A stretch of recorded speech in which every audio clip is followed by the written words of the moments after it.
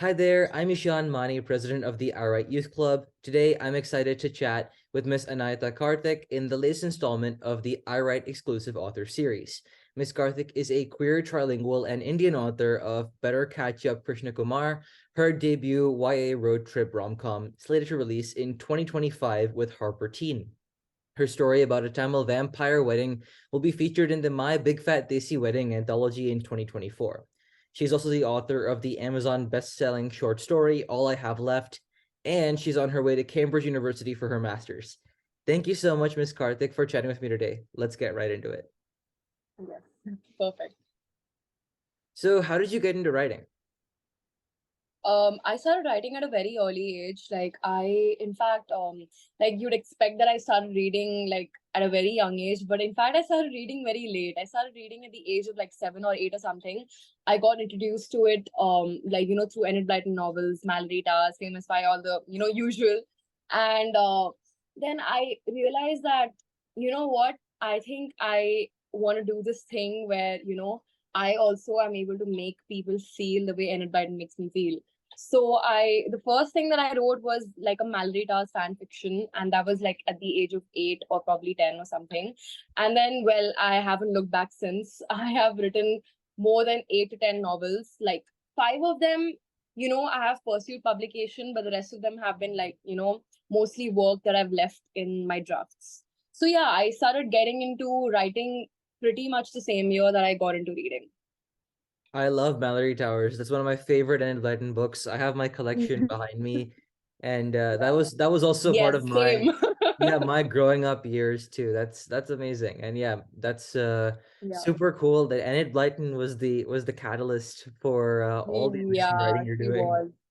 And everyone goes through a fan fiction phase, right? So the first thing I ever wrote was an Enlightened fan fiction. That is a Malrita's fan fiction. It was basically about Daryl Rivers going into Malrita's, sorry, her daughter going into Malrita's. So yeah, that was fun to Oh explore. wow, very Yeah. cool. Yeah. So, how does your unique identity factor into your writing? I know that Better Catch Up Krishna Kumar has bits of you also sprinkled Yes. in, like the Vai, trilingual, Indian, all of those different parts. So tell me more about that. So, in the beginning, as everyone does, you mostly write stories with white characters, and because all of my characters were named like Peter, Susan, James, whatever I was reading. And then my mom started reading my stories, and she was like, "Why are all of them white?" And she was like, "Why don't you like write about Indian characters?" And at that point, I was very young and impressionable, and I thought that nobody wants to read a book, with Indian characters in it, and nobody is gonna pick up a book with, my name at the front. Like my name is Anahita Karthik, and I actually considered dropping Karthik from my name because Anahita sounds more, white. So, but then my mom told me that if you don't write our stories, who's gonna write it? So that's how I started, slowly, realizing that representation matters. Because if I write stories with Indian characters, with queer characters, with trilingual characters, and sprinkle like snippets of our languages also into it, then people who share my identity will also feel represented in the future. So that's how it started. It's all thanks to my mom. Otherwise, I would have still been writing novels with Peters and Susans. And I mean, even in that case, like you have such really cool ideas. I mean, Tamil Yeah. vampire, like all kinds of awesome stuff. So tell me more about your like ideation, creative process. How do you come up with these ideas and stories? Yeah, so I tend to, take inspiration from like mythology stories and fairy tales and all of that. And vampires and witches are something that have been explored a lot when it, like by the lenses of Eurocentric authors. So I always thought that why not add like a desi twist to it. So like I am sort of like a part of me is from Tamil Nadu, some of me is from Kerala, some of me is from Maharashtra, because of my ancestry. So I sort of like dive into mostly those, mythologies.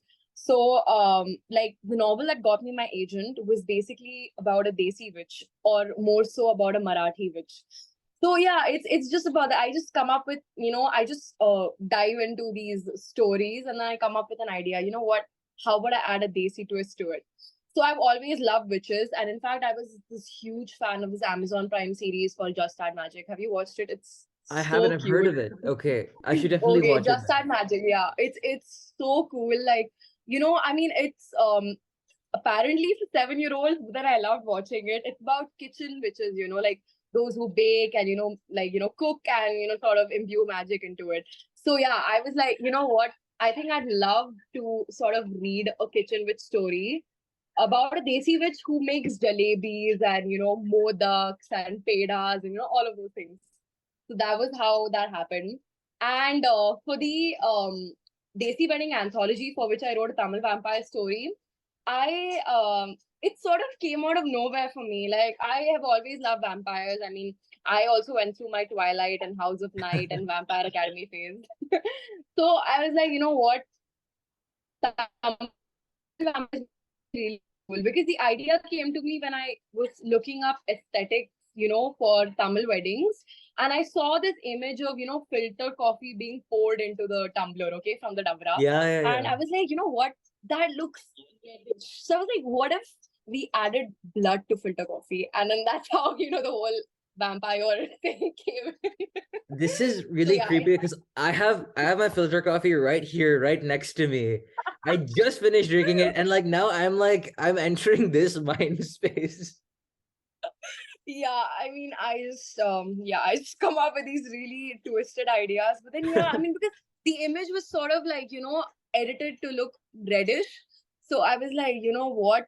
Maybe I can, like, create Tamil vampires who drink filter coffee with blood. So it was very. Oh my So gosh. yeah. So I start off like completely with vibes, because I don't plot my novels, I don't outline my novels. I just have vibes in my head and then I execute them. That's all that happens. That's impressive though. I mean, like I'm a huge plotter as opposed to like a pantser. Okay. Like I like for my story to not go completely off the rails, I like to like kind of plot it out. But that's really I Yeah. find it super impressive that people have, I mean, again, just go off of vibes like you said and can come up with such a Yeah. cool story. And it's I mean it's amazing. And Yeah. Thank you very I mean much. and it's amazing that you're also pulling from different parts of India. I mean, Yes. Maharashtra, Kerala, Tamil Nadu, all just different states in India, and diving into those mythologies. And India is such a cool place to write too. Like, I mean, every time I visit, there's like so much inspiration and like there's stories everywhere, right? The Yeah. whole country is so lively and it's great for that. So, Yeah. how do you find inspiration in your surroundings? So the thing is, like, I'm not sure if you saw it on my website, but then I mentioned that I'm an army brat. Like, my dad was in the army. He served as a surgeon for 27 years. So, and now he's retired. But basically, I've lived all over India. I've lived in, Northeast. I've lived in South. I've lived in, North, West, everywhere, basically, like in some state or the other. So, I grew up traveling a lot. I grew up, like, being exposed to cultures that weren't my own. So that's sort of the reason why I don't have the, typical Tamil accent, or I haven't grown up in South India, because I have lived all over India. So I sort of like would say that I have a multicultural background in terms of inspirations. So yeah, I mean, that's how, because I've grown up in so many places. I've like been exposed to so many different types of people, so many, different types of cultures, and all of it just somehow plays into my novel. So yeah, the inspiration is this, nomadic sort of, livelihood that we have lived, like that. So yeah, the being an army brat, there's also that sense of adaptability. Every couple of years, Yes. you're gonna kind of change. Yeah. So how does that? I guess that makes a little bit of sense how you go kind of off of vibes in your with your books, also because you Yeah. kind of are Yeah. able to kind of take whatever twists and turns come. But how does the adaptability that you learned as an army brat play into also your being an author? Yeah, so the thing is, in fact, I have to mention, like the whole like line between cultural appropriation and drawing inspiration from a culture, So like before, whenever I used to go to a place, like when I went to Northeast, I started writing stories inspired by Northeast culture. But then when I sort of grew up and started reading more into all of this, I realized that, you know what, it's not my, place to tell a story about a character from Northeast. I can probably draw inspiration from it. Like in my Desi Witch novel, she goes on a road trip, and Assam is one of the states that she visits. So I put secondary and tertiary characters who are from Northeast and who sort of like expose my main character to their culture, but it's through the lens of like a Marathi protagonist rather than someone from Northeast. So it's like that. It's about maintaining a fine balance between, not appropriating someone's culture and also sort of like including that in your stories so that, you can draw inspiration from it. So yeah, that's about it. But yeah, I mean, I sort of restrict myself to, the cultures that I'm part of. People might say that I'm an Indian, I can write a story about any Indian character, but they don't realize that there's so many different cultures and languages and states in India. Like it's more diverse than like some continents. So yeah, I mean that's how I sort of draw the line with my stories.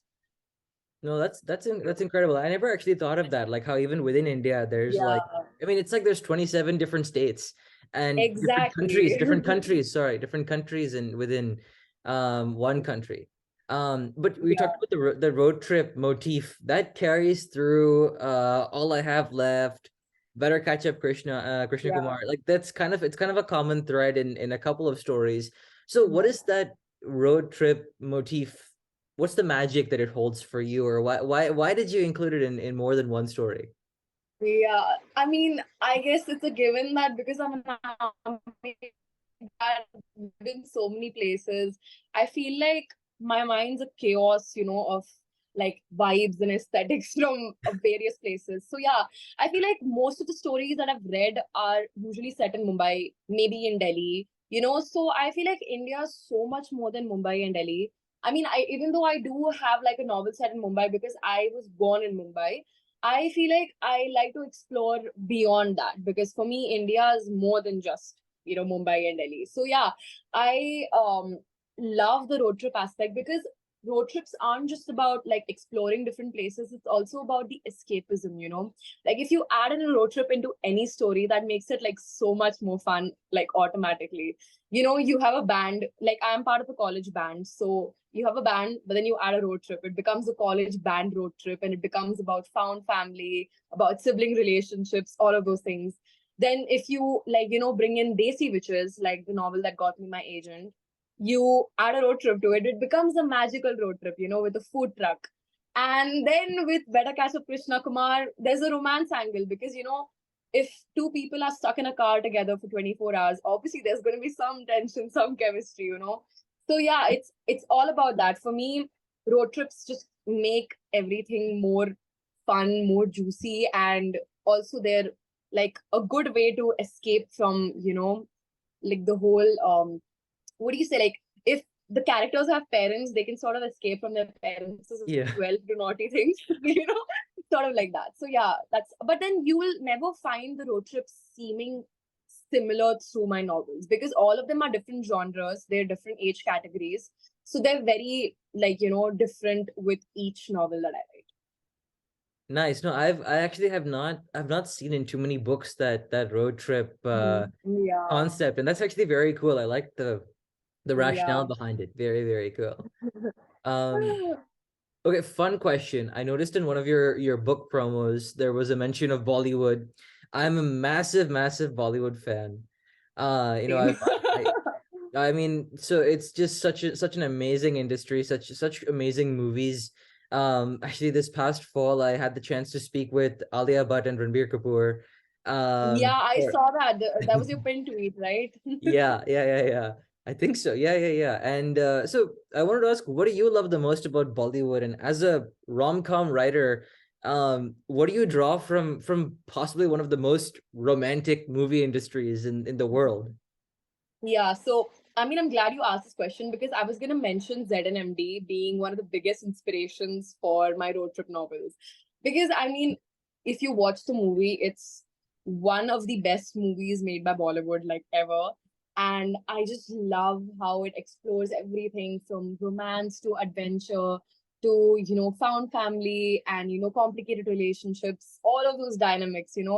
So yeah, I feel like the thing about Bollywood is it feels close to home. Like when you watch movies set outside India, you sort of just see it from a fantastical point of view, like something you cannot touch or reach, especially as someone who has lived in India and has, like, been brought up in India. I feel like it's always been unreachable for me. But then Bollywood is more close to home because you see stories set in Meerut, you see stories set in Gwalior. You're like, yeah, that's India, that's a part of me. And those are places that I've visited. Those are characters that speak my language, who look like me. So, it's mostly that.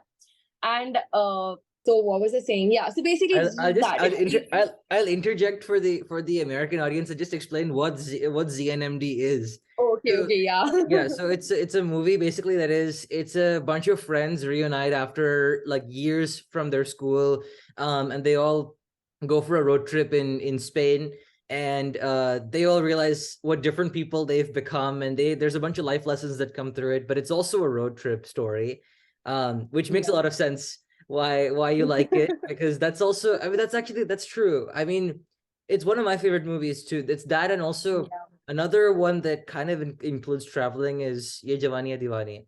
Um, Oh my God, I love that movie so those are much. two of my So favorites. yeah. But that those are all, it's all about like character development. I think even all of both of those films especially have so much character development in them. But sorry, go ahead. Whatever you were saying. Yeah. I mean, it's just that. So I just love how cozy the Bollywood movies feel.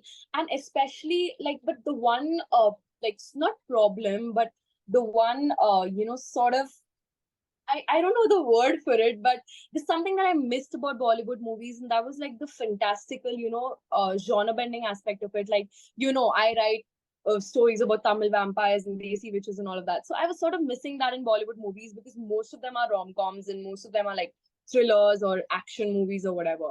But then recently they've been coming up with some really good movies like, Kantara and Punniyin Selvan, and even Bahubali was pretty good. So yeah, I mean, I like these movies, and in fact, Brahmastra, I mean, overall, like the VFX was way beyond what you'd expect from an Indian movie. So yeah, it was really cool. I like the whole aspect of, the powers drawn from astras and all of that. So yeah, I feel like Bollywood is sort of serving me more in terms of my, genre bending tastes. So yeah. That's awesome. Yeah. So we can close with the question: what words of wisdom do you have for young writers, especially those from underrepresented groups who also want to get into writing, these kind of Yeah. stories? Yeah, so I would say that write what you know best, what's closest to you. Because if you like try to write a story inspired by Greek mythology or Roman mythology, you're gonna have to do a lot of research. But then when it comes to like people like us who've grown up to our grandmothers like telling us stories from Mahabharata and Ramayana and all of these epics, it's so close to us. It's there. It's imbued in us, in our blood, and so I feel like if you just write that, it's gonna be easy, it's gonna be more fun, and you're gonna feel more seen. Like people always say that write what you want to read. So I love these kind of twisted stuff, but inspired by what feels closer to home. So yeah, that's what I write. And also I want to say this, but like the American dream is not that difficult to reach. Like people in India feel like it's America and it's not, it's too far fetched. But then if you try, you can like achieve anything you want. I never thought that I, as an Indian writer living in India, will ever get a book deal with an American publisher, like an American imprint at least, and get an agent like living in the US. But then I did because I had faith in myself. I stayed true to my roots, wrote the stories that feel most comfortable to me, and well, I guess I'm here. So yeah. Amazing. No, that's awesome, and what you have done is really very commendable. I mean, securing a U.S. agent is hard enough for people in the U.S., Yeah. much less for those in living abroad. So, congrats again. Congrats on Cambridge too. Best of Thank luck you so for much. your masters and for the passport. And thank you so much once again for chatting with me today. Yeah, I had so much fun. Thank you so much for hopping on call. Of course, it's been a pleasure. Yeah. All right, folks, Yeah. look out for a better catch up Krishna Kumar, My Big Fat Desi Wedding, and all of Miss Karthik's other writings. You can reach her at on social media on the screen right now, or via her website, anahitakarthik.com. I'm Eshaan Mani, president of the iWRITE Youth Club, signing off. Thank you so much. Thank you so Bye. much. Bye.